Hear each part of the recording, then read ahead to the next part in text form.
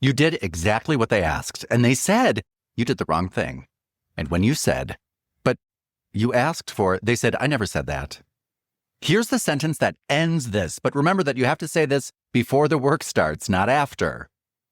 So that I'm clear, you want the blank by blank focused on blank, is that right? Today I'm going to give you 7 of these, word for word, and I'm not going to diagnose anybody. I'm going to tell you exactly what to say to somebody who behaves this way, which works no matter what's actually going on with them, okay? Now, I promise to give you 3 things. Number 1, there is a reason why your memory of that meeting stopped feeling reliable, and you are not going crazy, and you're not weak. There is a specific, well-studied effect on how human memory works, and it's been researched for over 50 years. Once you know what it is, it mostly stops happening to you.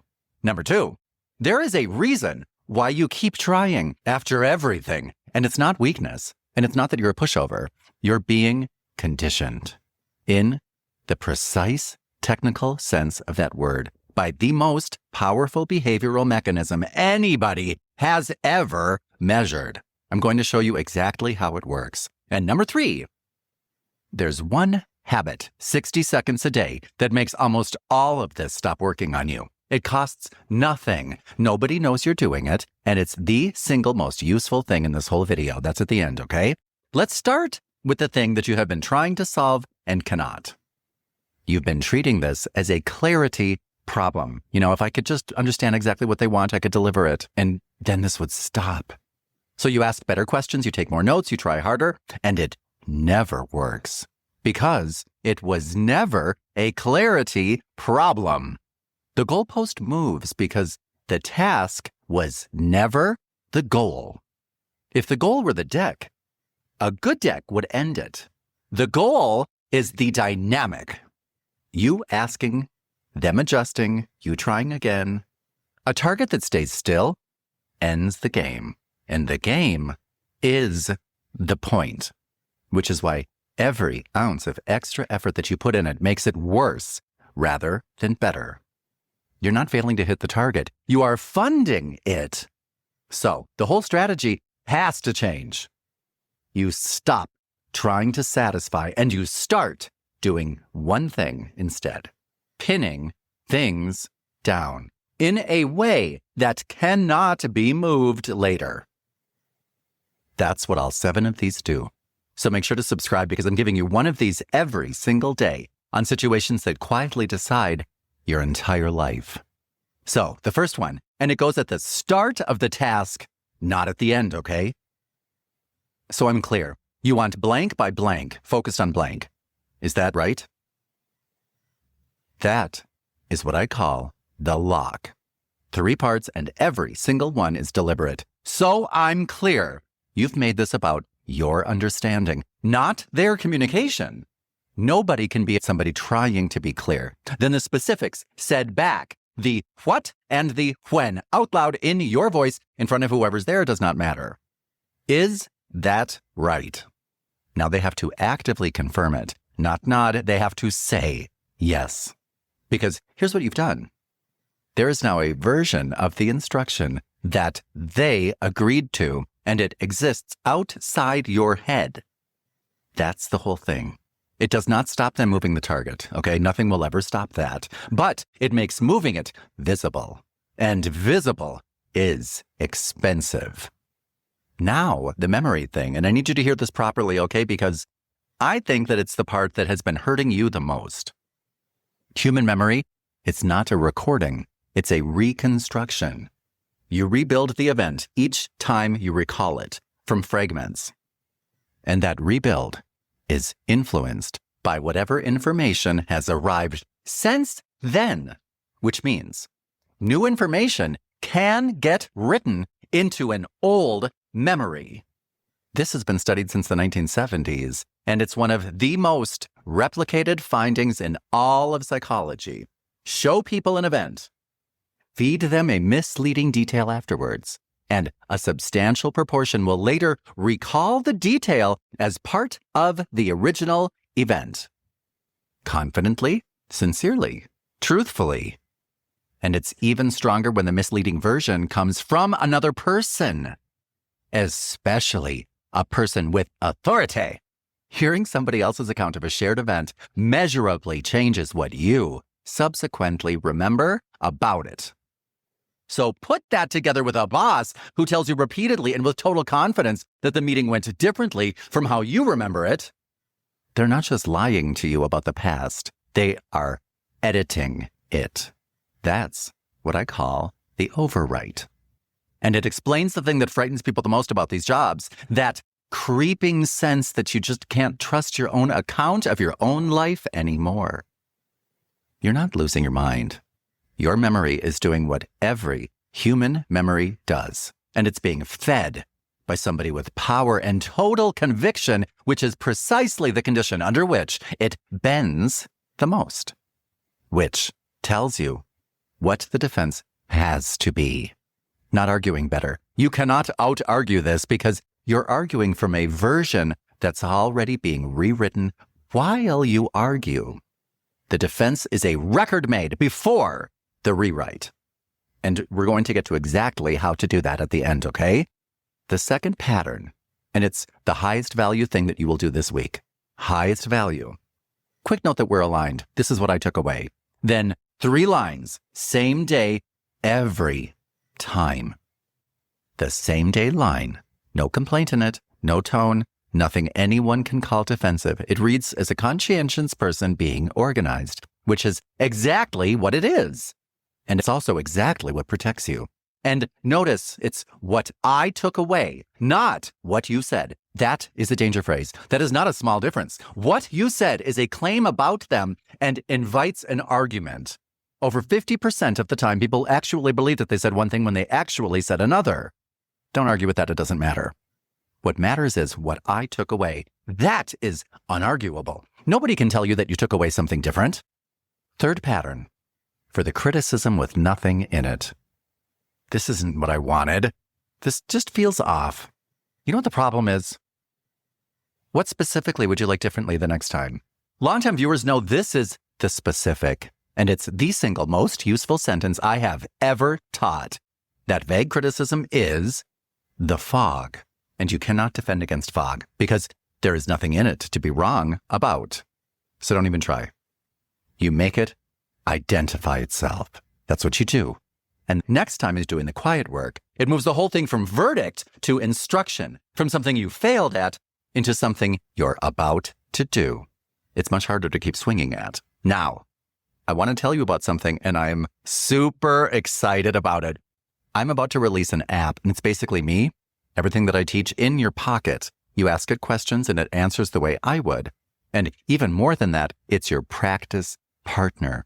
You type in the actual thing your actual boss actually said to you, and you rehearse the reply out loud until it sounds like you and not like a script.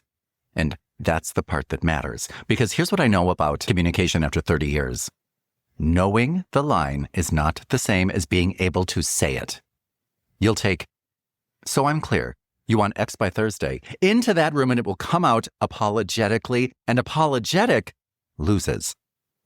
The app is where you find that out, where it's free, where nobody's watching, and where getting it wrong costs you absolutely nothing. You can even paste in your own wording and check it against how I'd say it. That's the whole point of the thing. It's awesome and it's free, completely free. The only thing you have to do is get on the list because that's how we're letting people in for free. The link is in the description, so go put your email in it. It takes about 10 seconds, okay? Now the thing that you have been hardest on yourself about. Why do you keep trying? You've had the meeting. You've had the moment where you decided that you were done. And then on Thursday, they were lovely, genuinely warm, genuinely complimentary, and something in you lit up. And here you are again. You've probably decided that means that you're weak. It does not. Here's what's actually happening, and it's the most reliable finding in behavioral science. If a reward comes every time, the behavior is easy to start and easy to stop. If a reward comes at unpredictable intervals, sometimes yes, sometimes nothing, no pattern, you can learn. The behavior becomes dramatically more persistent and far harder to extinguish. That's the same schedule that makes slot machines work. I used to work in a casino. It's the most stubborn behavior that we know how to create in a laboratory. We know. A consistently unpleasant boss is easy to leave. You'd have left already.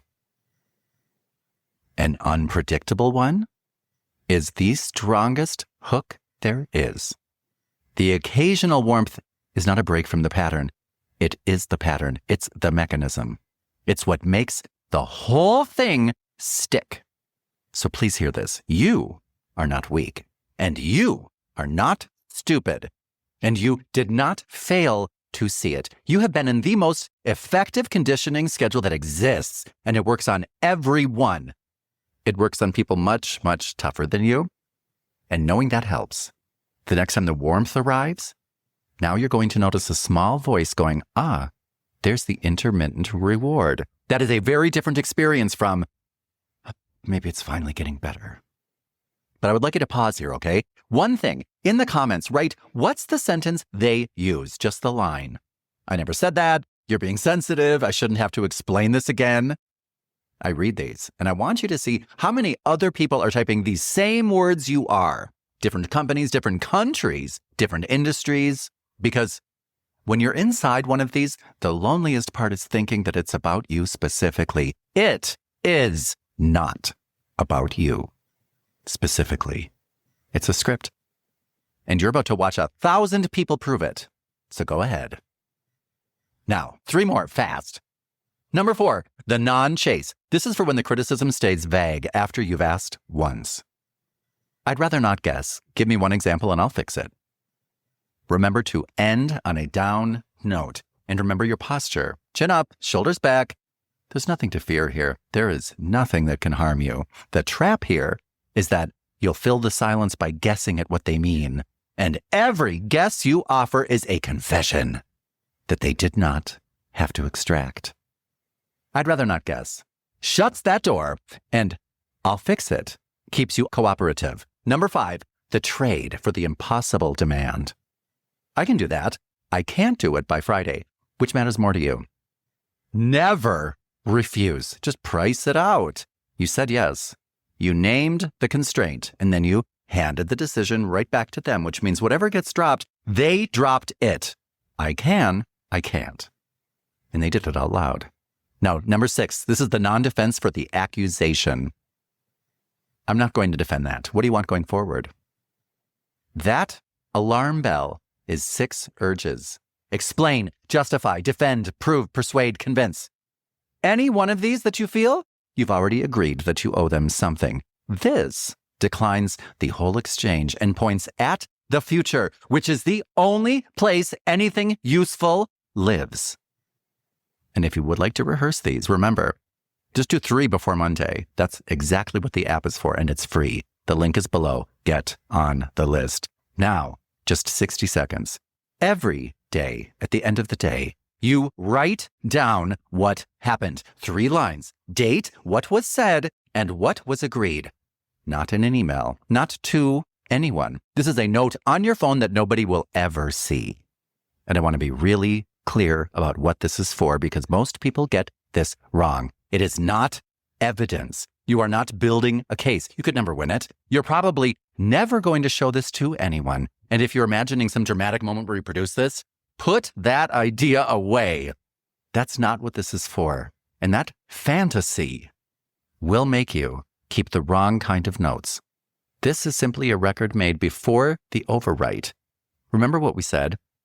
Your memory gets rebuilt, and their confident version gets written into the rebuild. Writing has no such problem. 3 lines written the same day are simply immune from it. It doesn't matter how certain they sound 3 weeks later. Your Tuesday is on the page, and it isn't moving. And here's what actually happens to people who do this. Within about 2 weeks, the doubting stops. Not the difficulty, they're always going to be difficult. The doubt stops. You stop lying awake trying to reconstruct who said what, because you already know now, and you knew on the day. That's the whole gift, not winning. There is no battle, just getting to be certain again. Now, this is the last one, and this is the one that I want you to hold on to. I will always get to the numbers by Monday. I won't take calls after 7. This is what I call the floor. And the reason it's built that way is because it's one thing you will do and one thing you won't do. The reason is because the first half buys the second half. It's not a refusal. It's a description of how you work. And it has your reliability sitting right there in front of it. But here's the part that matters. And it's the whole difference between a floor and a negotiation. A floor does not need them to agree with it. You are not asking. You're not seeking permission. And you are not opening a discussion. You simply said what's true. Then you go on being that quietly. Whether they like it or not, it's not about them. This is about you. The moment your boundary requires their agreement, it is not a boundary anymore. It's a request. And a person who moves goalposts will never approve one because it would end the game. So one last thing, and this is not anything tactical. Somewhere in here, you've probably been running an experiment without meaning to. If I'm good enough, long enough, they'll finally see it. The right project, the right save, the right quarter. And then the recognition comes and this will be over. Oh my God, this will be over. I want to be kind and honest at the same time. That day is not coming. Not because you're not good enough, because the withholding was never about your work. It is the relationship, and it does not end when you finally earn it. It ends when you stop auditioning for it, and you can stop right now, today, without quitting, without a confrontation, without them ever knowing you did. You cannot be at peace with somebody who needs you to be unsettled. So stop trying to be. Do the work well because you're the person who does work well. Keep your floor. Write your 3 lines and take the things you've been waiting for, that you've been waiting for them to hand you, and you hand them to yourself because it was always yours to give.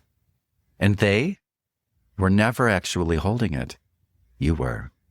Your worth has never been on their desk. So here are the 7. So I'm clear. You want X by X. Is that right? Quick note so that we're aligned. Here's what I took away. What specifically would you like differently the next time? I'd rather not guess. Give me one example and I'll fix it. I can do that. I can't do it by Friday. Which matters more to you? I'm not going to defend that. What do you want going forward? I will always X. I won't X. Lock it before you start. Write it down the same day. Never guess. And keep your floor. And go get on the list for the app. It's free. It's basically me in your pocket, and it's where you practice all 7 of these until they sound like you. The link is below. Just takes 10 seconds. Subscribe if this helped, okay? Not only will it help other people find these videos, it helps support this channel, and I would appreciate that. I'm Dan O'Connor, and if you are in one of these right now, write down 3 lines tonight. That's it. That's the whole first step. And what you will be doing is stopping the endless search, and together we will make sure that you will never defend yourself again. And remember, there is nothing that you have to say that you can't say in a more loving way. So stop defending yourself. Stop taking shit at work and start loving yourself. That's what this is all about. And you will feel the difference inside of 1 week. This is Dan O'Connor, and I'll see you in the next one, okay?